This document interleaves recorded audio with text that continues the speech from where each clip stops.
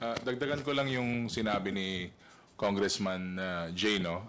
Before we left, we were there po sa hearing ng gentleman's agreement.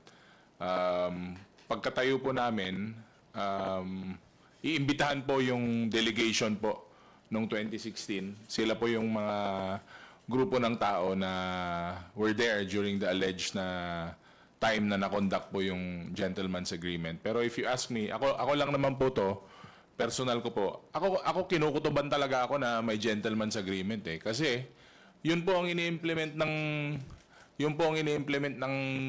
China ngayon eh.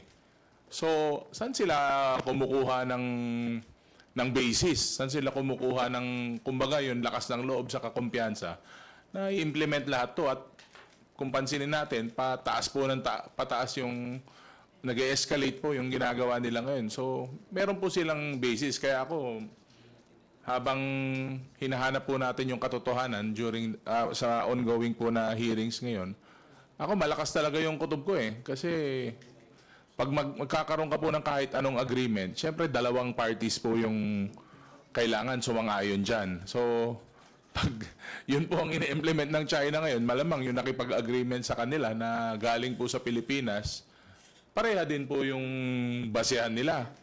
Na yun nga po, sobrang nagpapahirap sa mga Coast Guard natin, saka mga mangingisda ngayon.